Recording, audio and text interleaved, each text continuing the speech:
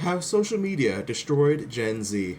I'm concerned that social media is an important driver of that youth mental health crisis. People like with filters, or like people with the unimaginable bodies that are all fake. Perfect. All fake and perfect, and it's like, why can't that be me, you know? 42% of Gen Zers said they could not stop using social media if they tried. The most common words they associate with platforms like Facebook and Instagram: depressed, angry, and alone.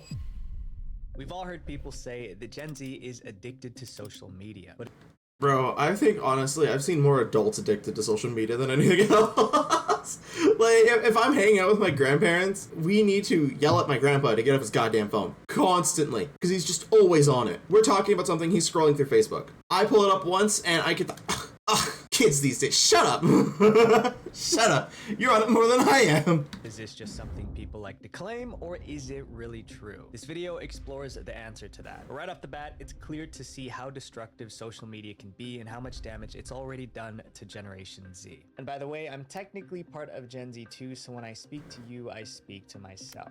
I'm Visual Venture, and make sure you guys watch the whole video because it unpacks a lot. Damage to the brain and the body. Gen Z is known as the internet generation. They are society's digital natives, spending an average of 7 hours and 7 minutes a day on their phones scrolling through social media. On average, Gen Z spends over 49 hours a week on their devices, which is more hours than a full-time job. With so much time in cyberspace, how do they have time for the real world? The answer is they don't. Alexis Spence was only 11 years old when she discovered Instagram. From then on, her life changed forever. At first, Alexis signed up to find more content about Webkins, a kid's web game about stuffed animals. But soon she fell into the endless content rabbit hole. She found accounts of models and fitness gurus, which made her feel self-conscious about her own looks. Seeking comfort, she turned to online communities, but the people she met there were far from friendly. Instagram's algorithm suggested harmful accounts for her to follow, encouraging unhealthy behavior. And being 11 years old, Alexis didn't know better. She was easily influenced by these pages. Through these accounts, she found a series of group chats. But these group DMs only made Alexis feel worse about herself, with the members peer pressuring her to continue her newly found bad habits. She was on social media at 11 years old without our knowledge, without our consent.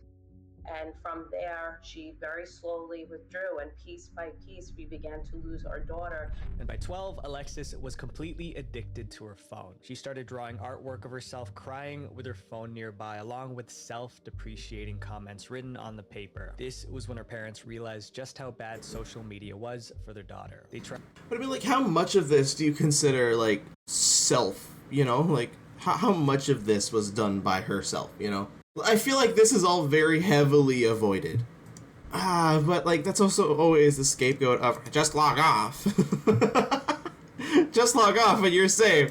What I know it's not that simple, but still, you know, like if you feel like something is negative, if something is negatively impacting you, why continue? Yeah, a lot of this could have been avoided. Yeah, but I mean, like I get it. That's just the easy way of taking it. It's not that simple. I get it. Tried parental controls on her phone to block her from going on Instagram. They even tried taking her phone away, but that only angered Alexis, causing her to punch a hole in the wall. Whatever her parents did, it didn't matter. Alexis had an addiction. She secretly went online at night, creating alternate emails and accounts, hiding them from her parents. She even downloaded an app that disguised Instagram as a calculator, so her parents didn't know she still had it on her phone. By the age of 15, the negative influences of social media had become so detrimental to her health that she was hospitalized. She spent 2 weeks in a ward without access to her phone or the internet. And that's when her parents believed they found the root of Alexis's problems: social media. So I believe that Alexis's parents are also to blame. But there's no doubt that social media has added a completely new element to parenting that was never there before. According to a survey by McKinsey and Company, 27% of Gen Zers said that social media has negatively impacted their mental health. But despite how badly social media affects our lives, we can't seem to put down our devices.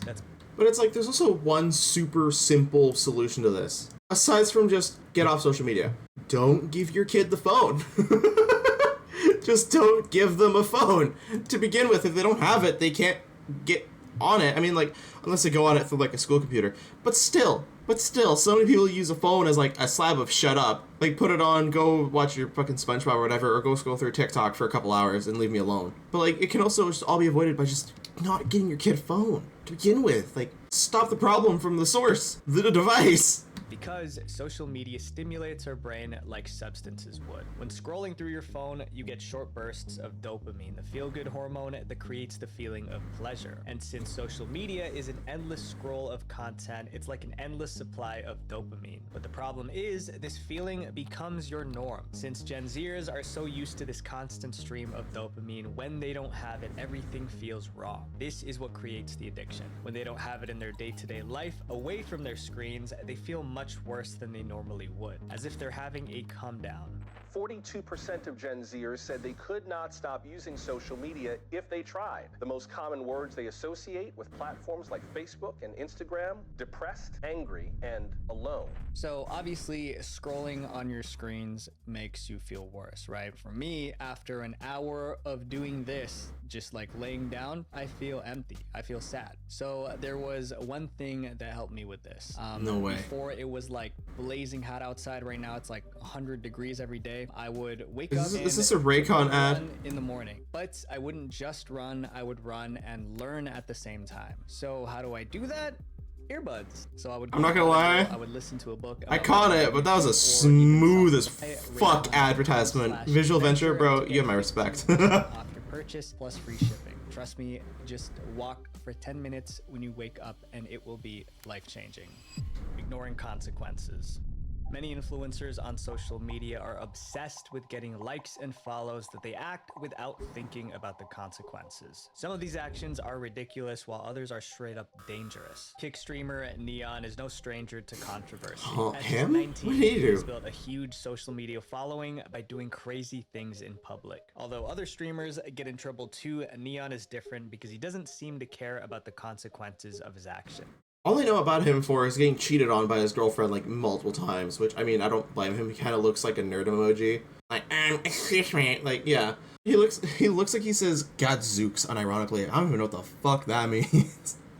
A perfect example of this was in January 2024 when he shared some disturbing news with his viewers. On a live stream titled Clearing the Beef, Neon revealed that he received bad news from his doctor. He had only 3.5 days to live. Dude. I do have approximately 3.5 days to live.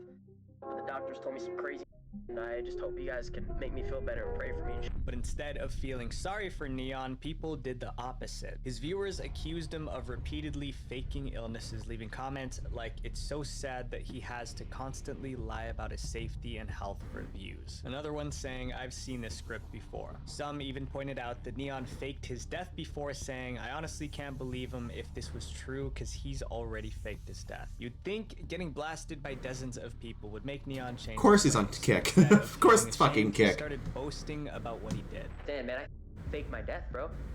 Yeah.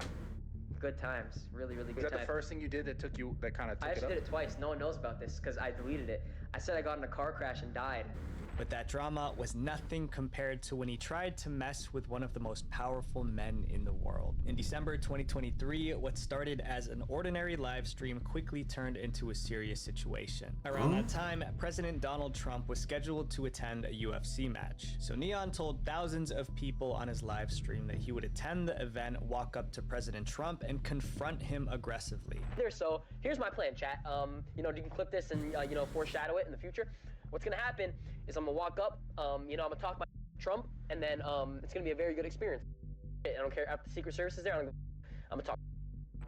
Going up to a former president like this is insane, and it's even more serious when he's surrounded by armed guards. Neon's Give a comments death wish, quickly buddy. went viral. A lot of viewers thought he was just bluffing. They mocked him on Twitter, posting comments like, "Bro's not gonna say one thing." However, considering his past behavior, others believed Neon was crazy enough to do what he said. To prove his seriousness, Neon bought tickets to UFC 296. Then he live streamed himself heading to the T-Mobile Arena in Las Vegas where the event was taking place. It looked like he was really going going to do it. Everyone watching the live stream was hooked. However, they were all about to be disappointed because when Neon, of course, he's just there to spout hot shit and lie. Heard something that ruined his plans. He was just banned from entering the event. Neon's manager received the news and told him that he wasn't allowed in. Your name was dropped specifically by Dana. You cannot come in here. And somebody else. Bro, banned by Dana White himself. Oh, Jesus, dude. That's how you know you fucked up. I don't think he's gonna be allowed in any UFC now. From here on out, you can watch the pay-per-view, buddy. That's all you're getting. Says something weird that has the Secret Service buzzing right now. What? No. Wait, Dana said my name? So how did he get banned? Neon revealed his plans on social media, which led to someone sharing them with UFC's president, Dana White, the man in charge of the event. Dana decided not to take any chances. He told all security guards that Neon was not allowed to come in no matter what. At a press conference after the event, Dana was asked about the issue. There's a popular streamer online called Neon, and he said he was banned from the arena tonight. What happened is he said some stupid on Instagram. You wear clothes. When you start saying stupid like that, yeah, you're probably going to get busted. He fucked around, he found out. The next day, Neon's manager, Kane, issued a formal apology on social media. Kane wrote, "Out of respect for the whole UFC, Dana White, Red Rock, and the greatest president to ever live, last night my client's actions were unacceptable, and I'd like to formally apologize to anyone that was disrespected. Last night was the final straw, no more disrespectful trolling." Neon is just one example of the new wave of Gen Z influencers who don't care about consequences. In fact, this type of behavior is what keeps him and many others relevant. Two teenagers in Florida got into trouble with the law after participating in a social media trend called the door kick challenge. They were recording themselves kicking people's doors and like, are they intentionally trying to knock them down and shit? Like, why would you even try? What the fuck? Authorities are worried they could be putting themselves in some real danger. Over 2 weeks, the boys were caught on multiple surveillance videos kicking in the doors of 4 homes at night and early in the morning. The kicks were so hard, they made some doors fly open. After the teens were arrested, they told cops they weren't trying to break into people's homes. They were just doing it's all about intent. You guessed it. Criminal intent's all that matters. That explanation didn't help their case. The boys were charged with multiple counts of burglary. One man who had his door kicked in spoke to local news about how risky the boys' actions were. No, true. You do that shit in like a stand your ground state, bro. You're kicking open a door and being met with a fucking shotgun. My boy, think, please. He definitely didn't think about, you know, there's definitely reaction to action, and he didn't think about what could have happened. You know, it could have just that quickly gone that bad. But again, all for clicks and views, right? The obsession with social media not only leads to reckless behavior, but also distorts our perception of reality. We're constantly bombarded with photos of people showing off their best lives when in reality, it's fake. The fake and filtered generation. With green screens, filters, and some editing magic, you can pretend to have the dream life that people aspire to have. But what's the cost of blurring the lines of reality and fantasy? In 2019, the beauty industry generated around $532 billion. This shows just how much society cares about physical appearance. That's Being beautiful insanity. can be expensive. Makeup, haircuts, plastic surgery, all of the costs can add up. This is why some people have turned to cheaper, more accessible alternatives to improving their look. Alternatives that can be found inside your phone. Ever since digital photos were popularized in the 90s, editing photos has become the norm, but it's since evolved past fixing lighting and removing pimples. Now you can change your entire face in seconds.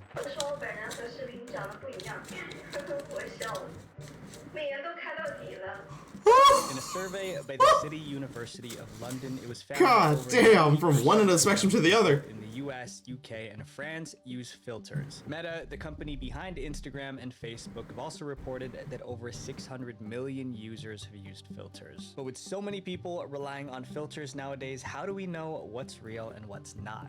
The latest viral TikTok filter is causing a stir. It has users divided over the way it instantly changes how they look compared to what they see in reality.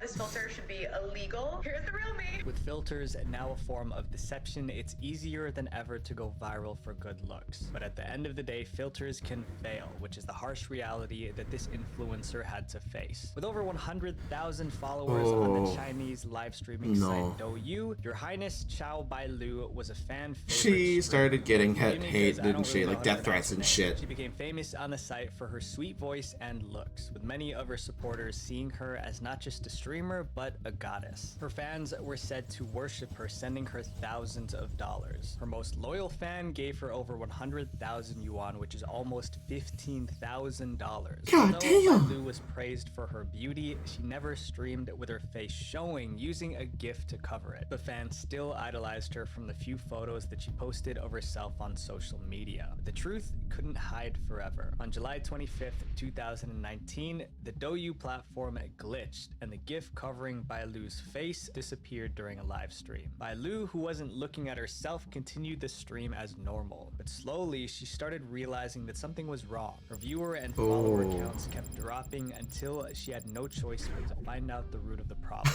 And that's when she realized that her real face was being broadcasted to her viewers. The beautiful woman that fans had been obsessing over didn't exist. Bailu filtered herself to the point where she looked like a different person. To make things worse, she also I didn't even know lied the about filters her could age, appearing do to that be in much. her 20s or early 30s, but she was actually 58 years old. Insane. Not only did Bailu filter her pictures, she also made false claims. During her live streams, she would entice viewers to send money by setting donation goals to see her face. She would make comments like, "I can't show my face until I get a certain amount because I'm a good-looking host." Some fans donated over $14,000 worth. Bro, like, why are you spending almost 15K to just see a pretty woman's face? Bro, go to Google and search up pretty woman. Like, what the why are you spending this much money just to for someone to turn on a fucking face cam, bro? Just to try and get her to remove the GIF. Everything about her was a lie, and fans were not happy. Many of them ended up unfollowing her or requesting refunds for the donations that they gave her. She was even banned off platforms like Weibo after the controversy. But your face isn't the only thing you can change. In fact, editing your body is just as easy and sometimes even harder to detect. Karina Irby is a fitness influencer with over 1 Woman, you gotta put down the bronzer. 1.3 million followers on Instagram. She shows off her workout routines, lifestyle content, and most notably, body positivity. Her most popular Instagram posts are pictures of her in bikini showing off her cellulite and other so-called flaws. In these posts, she would always encourage her followers to embrace their natural selves and not fall victim to societal beauty standards. She has built her entire online presence around being open, transparent, and honest with her viewers. She's even made a post calling out people who photoshopped themselves, where she did a side-by-side comparison of her photos with and without editing. In the caption, she wrote, "We create our own beauty standards. Be the change you want to see." But words are just words. In this case, Karina's actions revealed that she may not be who her fans thought she was. This has to be the biggest amount of hypocrisy I've ever come across in doing these stories. Welcome to the show, Karina Irby. On May 10th, 2023, John Dorsey, otherwise known by his online handle GoobU2, posted this video exposing Karina for editing her photos. John is a content creator and fitness coach himself, and his content focuses on telling the truth behind popular influencers in the fitness space. John did an analysis of her posts and found something surprising. He spotted multiple editing fails where tables, walls, and other structures near her waist area were bent, alleging that they were morphed. John also goes on to criticize Karina for being a hypocrite who openly bashes people who edits their photos while she does the same thing. He also calls her out for building a brand on So being authentic. real, yet being fake herself. Like most internet controversies, Karina's Photoshop fails were soon forgotten. But a few months later, on October 1st, 2023, John returned with yet another video on Karina. A body positive influencer that has been outed for editing her photos on my page again? Karina Irby. John also revealed that after his first video, Karina's legal team sent him a cease and desist letter. Dude, okay, you cannot self-report harder than that. No shot. Like, bro, of course she's faking it. Once you start sending, goddamn cease and desist, I think it's pretty goddamn clear that she's faking it. Because if she wasn't faking it, she'd have no reason to defend herself so hard as to send a cease and desist. Because she'd have the proof to show that she's not faking it. That yeah, like, Dude, come on. But he had no intention of following it. In this video, he once again showed another case of Karina editing her picture, which was recent. You edited this photo so much, it warped space and time. This time, Karina actually responded directly to the allegations. She posted these 2 stories on her Instagram admitting to her editing fail. She claimed she was trying to remove a slip-up, which is why the windscreen in her photo was warped. She also wrote, "In my defense, this edit doesn't do anything flattering to my body." With so many influencers faking their beauty, what impact does this have on the internet generation? According to research conducted by the Dove Self-Esteem Project, by the age of 13, 80% of girls have downloaded an app or filter to change their physical appearance. The City University of London also reported that out of a group of 175 participants with an average age of 20, 90% of them have admitted to using filters or editing their photos. This shows that influencers like Bailu and Karina actually make an impact. To look more like the stars they see online, Gen Z edits their faces and bodies. Then, yeah, no, like people find so many ways to like inspire themselves in different ways, and sometimes that inspiration comes in the form of a goddamn influencer. You know, like they're like, if they didn't have this, there was one person who a little girl who was inspired from Hermione Granger from Harry Potter. I think I butchered the last name. And she went off to be some like amazing environmental scientist instead of having someone just be obsessed over some bitch with like, I don't know, slim waist and big tits and being like, well, I could be her. You know, like you're really shooting yourself in the foot by just bowing down to these fake gods and goddesses of the internet. I want to be jacked like that guy. Congrats, dude. He took that shit off Adobe stock. They compare themselves to the fake version they created, hurting themselves even more. People like with filters are like people with the unimaginable bodies that are all fake, all fake and perfect, and it's like, why can't that be me, you know? There are millions who look up to influencers thinking that they can trust them, and having faith in them can lead to much worse than what we've seen already. Trusting the wrong person. Since they were young, Gen Z has used Instagram, Snapchat, TikTok, and YouTube to get news and understand the world. That's why most of them trust the influencers they follow on these platforms. However, influencers aren't always honest or reliable, and they can mislead their followers in many ways. Unfortunately, many people learn that lesson the hard way thanks to the Save the Kids scandal. Save the Kids was advertised as a cryptocurrency with a noble cause. But Save the Kids, am I thinking of something totally different? I thought Save the Kids was the foundation that like Helldivers 2 supported. Where it was like, you can get a stratagem where you can save a bunch of kids. I swear to God they worked with these people. I'm sorry. Creators of the token promised that part of the money made from selling the tokens would be donated to kids' charities, hence the name Save the Kids. It seemed like a win-win situation. Buying the coin could make you money while also helping kids in need. Even though the story sounded good, there were many red flags about this project from the start. First, the creators of the token wanted to stay anonymous. They called themselves Manny and H, and said they couldn't reveal their full names for legal reasons. But that wasn't the only shady thing about this project. It was really skeezy from the beginning and sketchy because their logo matched the Save the Children logo, which is like an actual charity that, you know. That's what I'm thinking of. We're saving the kids.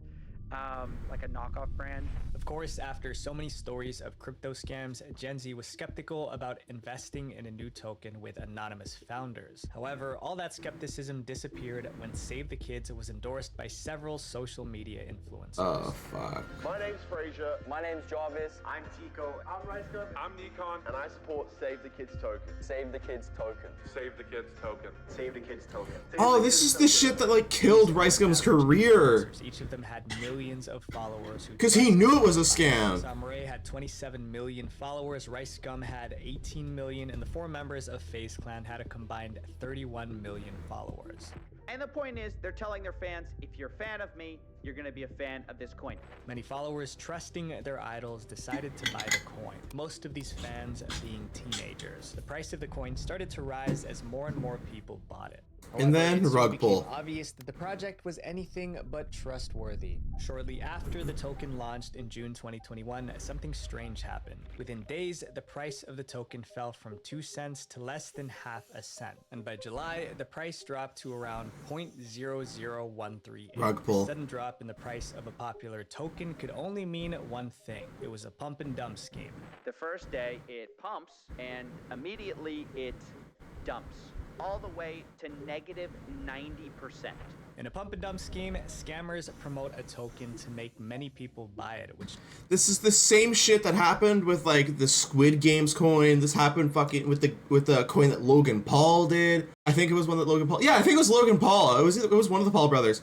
Where they made a goddamn crypto coin, and it was entirely so you would throw a bunch of money into it, and then they rug pull that shit, and they just take all the funds from crypto. That's why you can't trust it, because the owners can just take the money for themselves whenever they want. All the coins, they're owned by some company or corporation to some extent. They don't just sit around on the internet just existing, you know? Someone made Bitcoin. Someone, hypothetically, if they wanted to shoot themselves in the foot, they could rug pull Bitcoin at any point in time, and they would be fucking gajillionaires. I think, anyway. Don't quote me on that. I'm pretty sure Bitcoin has an owner. Drives the price of the token up. Then they sell or dump all their tokens at a high price, leaving others with worthless Okay, tokens. give me a warning, please. That's exactly what happened here. YouTuber CountCassius investigated the scandal and made a video revealing how some influencers purposely took advantage of their followers. According to CountCassius' report, the influencers who promoted Save the Kids were given tokens before the public could buy them. However, some of the influencers sold these tokens as soon as the price went up. For instance, FaZe Jarvis sold 2/3 of his wallet within days of the launch, while FaZe K sold all his 6.2 million tokens to be left with just 4. And at the same time, these influencers were promoting the token as a solid long-term investment to their followers. CountCassius also discovered other instances of FaZe K doing similar pump and dump activities with other cryptocurrencies in the past. In summary, Save the Kids was one big scam. The masterminds behind the scam were the 2 anonymous founders. However, it only succeeded because the influencers convinced their followers to invest. When the truth was revealed, the internet blew up. Social media was full of angry posts from people who'd lost their money. Headlines like "Influencers use dying kids to promote a scam altcoin" reflected how people felt about the situation. After the scandal arose, the Save the Kids website was taken offline. Influencers who promoted the coin quickly deleted all their Twitter posts about it.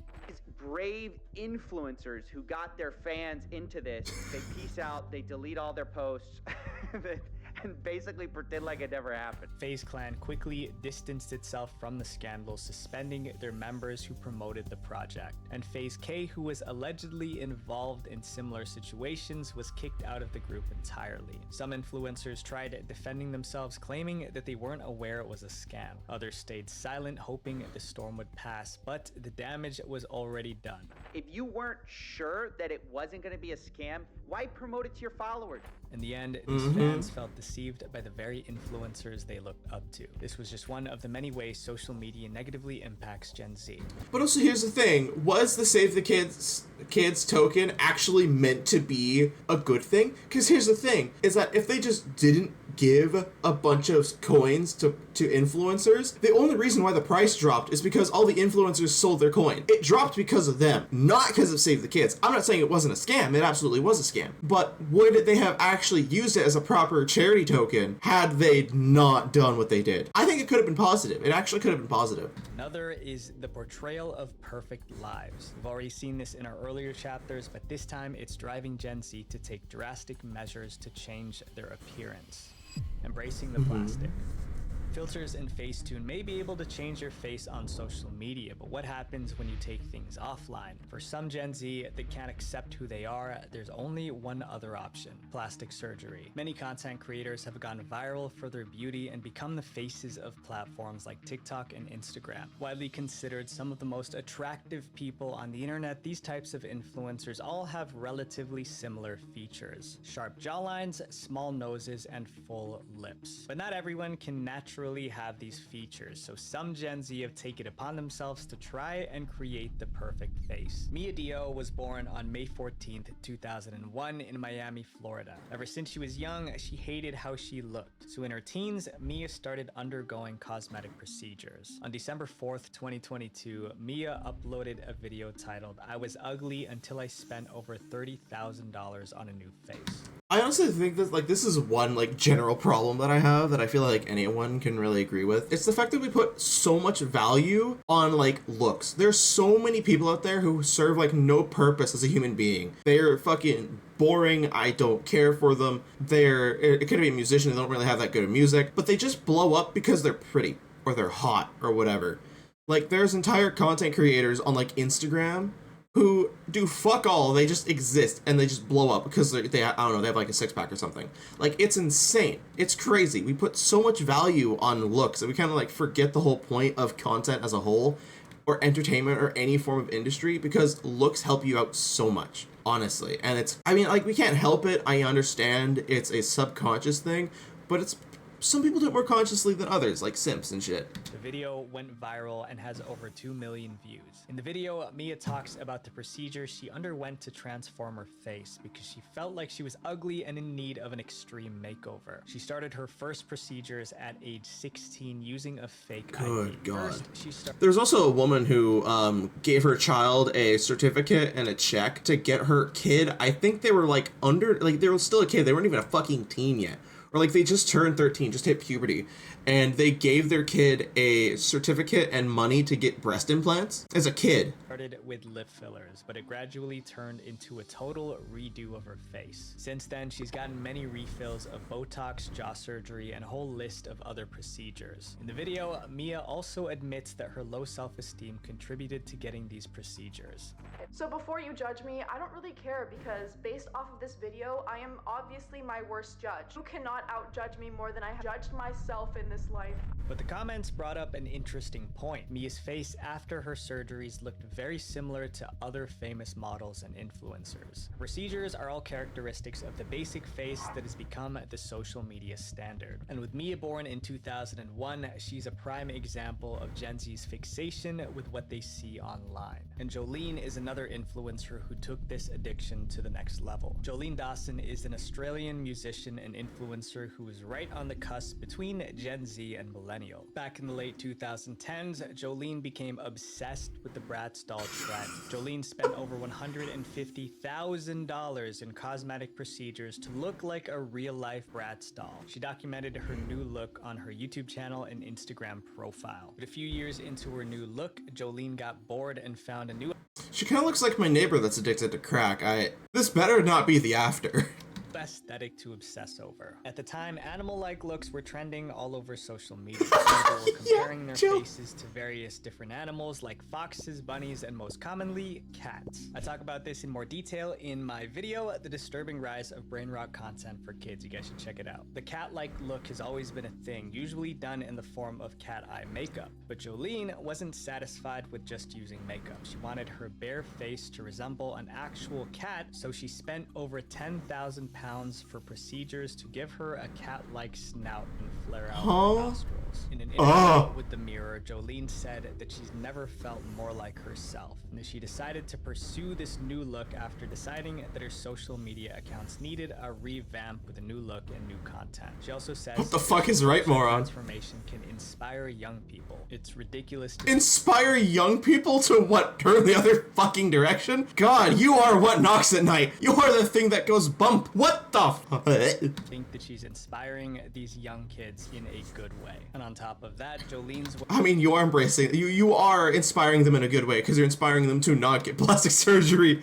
Way of life isn't sustainable. It's expensive. When beauty trends shift, babushka. getting more procedures to fit the new look. With so many influencers on social media boasting about plastic surgery, Gen Z has also found themselves in the surgeon's chair. In the American Society of Plastic Surgeons 2023 report, it showed that plastic surgery procedures are on the rise mainly because of Gen Z, with 25% of Gen Z reporting that social media had a negative impact on their self-image. It's no surprise that so many of them have sought out extreme methods to try and love themselves. But there's another side to Gen Z, the other half of people who don't care about how they look. Now this problem is much worse. Isolation, the loneliness epidemic. In 2019, we were forced into a stay-at-home crisis that kept us isolated for 1 year. For some kids and teens, this was during an important time in their lives. Graduations, proms, college, all of that was stripped away. I got to have my graduation in person. Get fucked. There's a... All they had for social interaction were their devices. But what impact did it have on them? Loneliness has become a major problem. 73% of Gen Z reported that they feel alone either sometimes or always. A study from the University of Chicago showed 45% of Gen Z found it difficult to maintain relationships with their friends during the stay-at-home crisis. I mean, like, I can see that as like a general struggle, like in general, but also I think it's a problem with high school as a whole and just high school drama, less so social media. Cause like for me anyway, I had so much goddamn like personal drama happening in high school. It got to the point where I thought I had like literally no friends in high school. I thought I was like a fucking outcast loner. And I remember when Among Us got like really popular, we put a server together to play just to play goddamn Among Us together. And I went into a lobby, and when everyone was excited that I entered, they didn't know I was muted. I was muted because I actually fucking cried. Like, I felt so goddamn happy. I had to mute because I was fucking crying. Because I was like, these people actually care, you know? Like, it was a shocker to me. Because I didn't see what I had right in front of me. And that's the thing, is like there's a lot of loneliness that is caused because we don't understand the people that we have. You know, I was keeping the wrong people around, people who actually didn't give a shit, when I had people who did care, like right in front of me. I remember even like my current friends that I have now, the ones I'm hanging out with tomorrow, same thing. I totally assumed that they just fucking hated me. But now to this day, after graduation, I still hang out with them. I still talk to them, you know? I think Ray is a pretty good example. Hi, Rick Bestie. You know, like, I haven't worked at that store in so goddamn long. I still fucking text her. I annoyed the shit out of her. She annoys me, you know? They waited for you. Hi, Bestie. They waited for you during the try-on of grad suits. Exactly. Yeah, that too. That was such a big one. My school let us get like suits for like free and shit, and mine was taking a while because they wouldn't let me just go up 2 sizes. I had to go up 1 size at a time, which means taking off the entire suit just to put on a new dress shirt and see if it fits. And I didn't get to say if it fit, they did. So it took me like an extra hour, and I was totally expecting to find my own way home. But when I left the room, they were waiting for me. And I kind of just had that holy shit moment of like, they care, you know? Yeah, friends since kindergarten. It's like the same thing of like being the friend that actually waits for you when you get down on one knee to tie your shoe while you're walking, you know? It was like that, but instead of tying your shoe, it took an entire fucking hour. Social media offered a low-maintenance way for Gen Z to stay connected. They were able to carefully curate their responses to their friends or develop a persona that they liked more than who they are in real life. And even after the crisis ended, Gen Z continued to isolate themselves. With so many Gen Zers becoming lonelier and lonelier, this has caused a spike in hikikomori. This is a Japanese term that describes social recluses who isolate themselves indoors, usually only being accompanied by the internet and their devices. Neat. In other words, they're hermits. While these caged birds perhaps dream of spreading their wings, Yusuke has no desire to join them. Instead, he avoids all contact with the world beyond the tiny room he's barely left in the last decade. He's a hikikomori.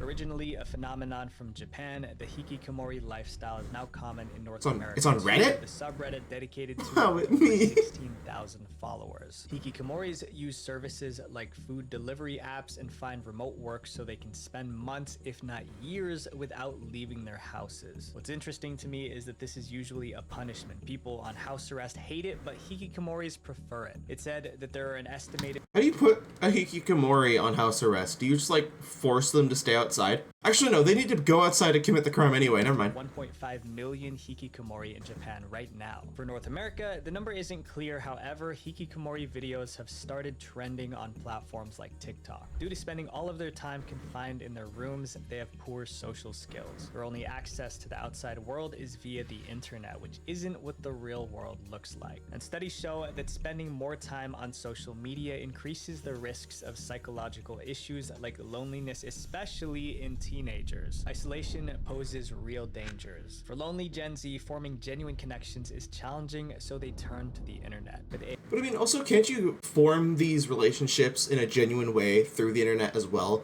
Like, there's so many great friendships you can have through the internet. I might have fallen out with them because the friendship started from, like, I don't know, either rocky surfaces to begin with, so keeping them was a bit of a struggle. But like, I had so many amazing friend groups that I stayed with for years that I met purely over the internet. I have an entire friend group that I would remember playing R6 Siege with every single day, constantly, day in, day out. I had one group that I got in, Alfie. Oh my god, Alfie. Bro, if Alfie saw me now, he'd be so fucking proud. I remember when I first started trying to do YouTube, it was just me and Alfie posting videos to our own channels. I remember he had one that he wanted to dedicate to Far Cry Primal for some reason. But like, I remember when I told him that I wanted to get back into streaming or back into content creation, he was like so hyped for it. But then I just stopped talking to him, you know? Like, I'd love to get back into contact with him and see if I could get him on board again. Because he was a fun dude. Don't get me wrong. Like, I could talk to that guy for ages. My only fear is that I talk to him too much and then I'd get my... if I talk to someone with an accent for too long, I like take their accent. Yeah, I start speaking with a British accent. Oh fuck! I every single swear or like intense word I had bloody behind it. Oh bloody hell! Like, oh fuck! I swear I even let it slip and I called the television the telly at one point. Like. AI's rise, almost anything can be generated in minutes. And Gen Z is well aware of that, with 36% of them using generative AI for work within the past year. But many use this technology for personal reasons. He says who uses AI. In 2023, Twitch streamer Atrioc made a grave mistake. He turned on his live stream without double checking what tabs were open. So when he shared a screen with his 300,000 plus audience, they were quick to point out a suspicious website on one of his tabs. The site was a deepfake website offering generated non-consensual AI images of streamers including Pokimane and Cutie Cinderella, who were both Atrioc's friends. On January 30th, Atrioc took to his stream to issue a tearful apology. He's since taken action to try and get websites like this taken down, but this content is almost impossible to eliminate. With AI content being so common on social media, Gen Z is getting more desensitized to its impact. Some people even turn to these AI programs longing for a relationship. 75% of Gen Z are single. And hey, I'm proud to be part of that statistic. You. I hate AI. Bro, as someone who works in graphic design and like creative industry in general, like it does more harm than good always. The only thing I like to use AI for is just fucking, oh god, I'm not even gonna explain it because it makes no sense to people who aren't in graphic design. Fucking bleeds.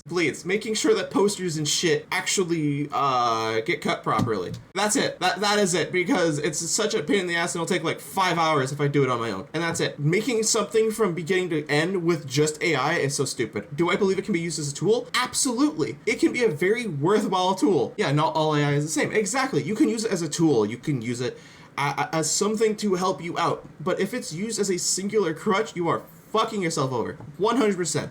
More specifically, over 60% of men aged 18 to 30 are single, compared to only 30% of women in the same age range. Of this number, 1 in 5 men also report to not having a single close friend. But as humans, we crave connection. And even if Gen Z men can't get it in the conventional way, they'll still seek it out in other forms like AI.